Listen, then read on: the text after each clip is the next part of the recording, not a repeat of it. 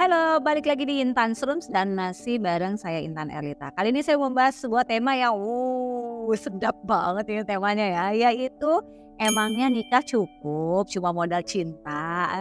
Gini ya, seru ya. Tapi kita akan bahas lebih jauh nih. Siapa yang merasa kalau nikah itu hanya cukup modal cinta? Nah, kalau kamu lagi di posisi yang emang di falling in love banget sama pasangan kamu dan ingin memutuskan menikah, boleh-boleh aja, tapi kita harus tahu bahwa menikah itu bukan hanya sekedar cinta nih. Jadi simak ya buat kamu-kamu yang ingin melangkah lebih jauh dari hubungan kamu saat ini. Apakah ingin melanjutkan ke pernikahan? Kalau ya, alasannya apa? Oke, yang pertama, banyak yang percaya bahwa cinta itu adalah fondasi utama dan segalanya dalam pernikahan. Namun dalam realita kehidupan ternyata cinta bukan segala-galanya, dan bahkan banyak orang yang bilang pada akhirnya cinta akan pudar. Emang iya cinta akan pudar? Oke, kita bahas gini ya. Kalau dibilang cinta itu memang tahapan awal, maka ada kalimat adalah jatuh cinta. Dan kalau kita tahu kalimat jatuh cinta itu semua indah, ya kan? Berjauhan kita kangen, pegangan tangan sedikit aja, rasanya gimana? Karena kita masih peras cinta. Nanti lama-kelamaan dari jatuh cinta ini mulailah masuk ke level yang lebih tinggi, yaitu sayang. Dimana sayang ini mulai timbul rasa memiliki, rasa ingin menjaga, dan rasa tidak ingin menyakiti. Ini lebih tinggi lagi nih. Nah, kalau kita menikah, kalau memang hanya sebatas cinta saja, hati-hati. Karena ketika masuk level sayang, ya rasa cinta masih ada dong. Karena kan untuk masuk sayang harus cinta dulu. Tapi mungkin Kayak semeriwing-semeriwing kalau dipegangnya udah mulai kurang dikit-dikit ya kan. Terus ngomong wishy-wishy-nya udah mulai kurang dikit-dikit. karena kita sudah mulai di area memiliki. Nah, yang perlu dipahami, untuk memasuki jenjang pernikahan, cinta aja nggak cukup. Ada beberapa faktor yang harus dipertimbangkan. Yang pertama, kebutuhan materi dan finansial kita.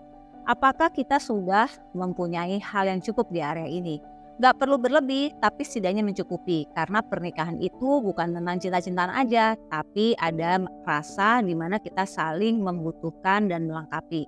Terutama buat para laki-laki, karena kalian akan menjadi kepala keluarga, tentu kewajiban utamanya adalah menafkahi keluarga. Kalau baru nikah, mungkin baru menafkahi istri, tapi kalau punya anak sudah harus siap menafkahi anak dan istri. Jadi harus dipahami bahwa kebutuhan materi dan finansialnya harus dipikiri. Ingat, gak perlu berlebih, tapi seenggaknya kita punya rencana jangka panjang ke area sana. Yang kedua adalah komunikasi. Cinta memang membuat komunikasi menjadi baik dan hangat. Bahkan terkadang ada bumbu mesra. Tapi seiring berjalan waktu, tentu kan tadi levelnya jadi lebih tinggi. Hati-hati, cinta yang menjadi sebuah kebiasaan. Kalau menjadi sebuah kebiasaan, akhirnya komunikasi jadi gak asik lagi.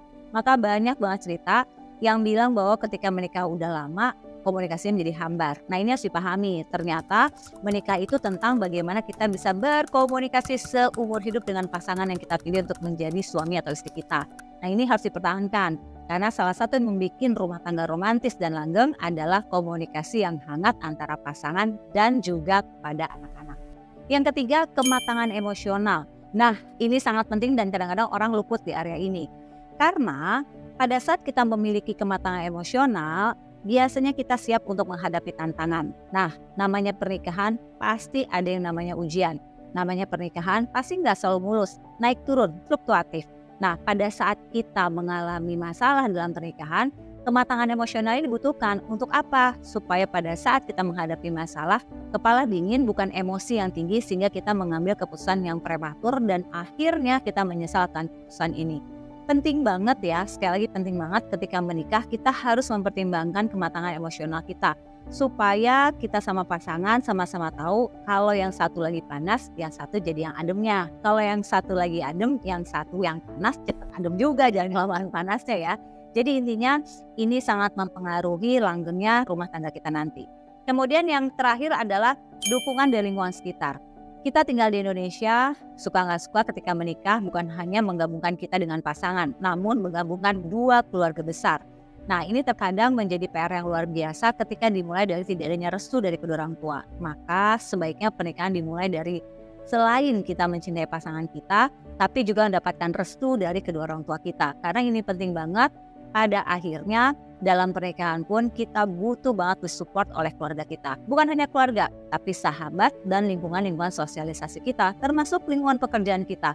Jadi saya termasuk orang yang kalau udah nikah emang ada baiknya pasangan kita dikenalkan ke lingkungan keluarga, lingkungan pertemanan, dan lingkungan pekerjaan. Nah, ini yang menamakan konsep terbuka. Jadi kalau dipikir, apakah nikah cukup cuma modal cinta aja? Rasanya enggak ya. Modalnya banyak banget dan gak selalu materi. Terpenting adalah kesiapan. Karena kita bicara menikah, itu bukan tentang hari ini aja.